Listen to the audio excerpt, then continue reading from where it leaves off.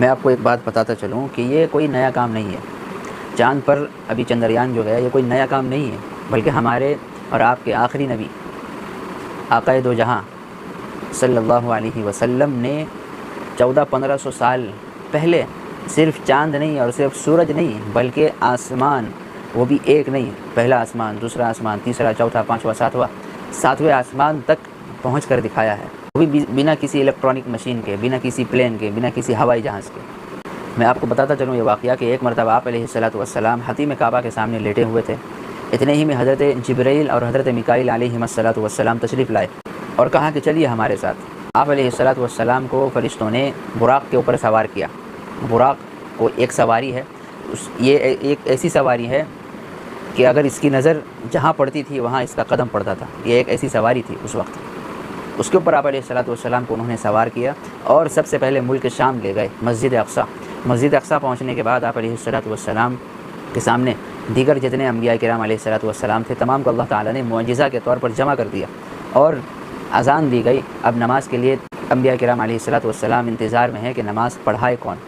حضرت جبرائیل علیہ السلام نے آپ علیہ السلام کا دست مبارک پکڑ کر آگے کر دیا، پھر آپ علیہ السلام نے تمام انبیاء کرام کی امامت فرمائی۔ ختم ہونے کے بعد آپ علیہ السلام کو بذریعہ معراج آسمان دنیا کی سیر کرائی گئی۔ معراج یہ ایک قسم کی سیڑھی ہے، ایک زینہ ہے، جسے آج کی زبان میں لفٹ کہہ لیجیے، اسی قسم کا ملتا جلتا کچھ ہے۔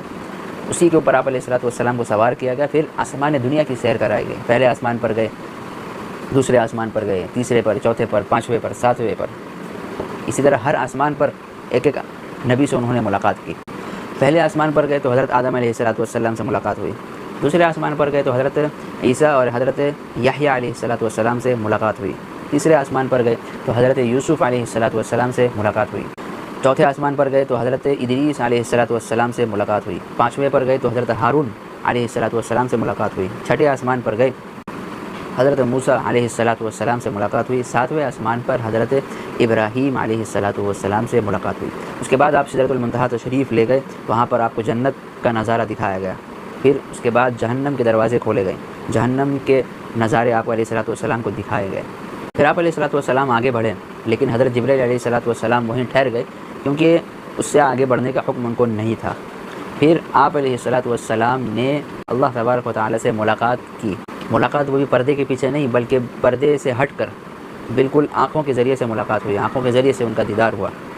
حضرت عبداللہ ابن عباس رضی اللہ تعالیٰ عنہما اور دیگر صحابہ کرام کی یہی تحقیق ہے۔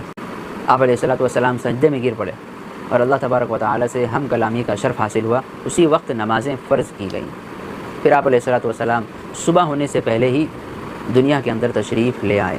تو یہ تھا آپ علیہ السلام نے بھی آسمان دنیا کی سیر کی ہے، صرف چاند تک نہیں گئے بلکہ ساتویں آسمان اور اس کے بعد اللہ تبارک و تعالیٰ سے ملاقات کر کے وہ دنیا کے اندر تشریف لائے۔ پھر تو آسمان پر جانا اور چاند پر جانا یہ ترقی کے معیارات نہیں ہیں، بلکہ ترقی کے معیارات تو وہ ہیں جو آپ کو بتائے گئے۔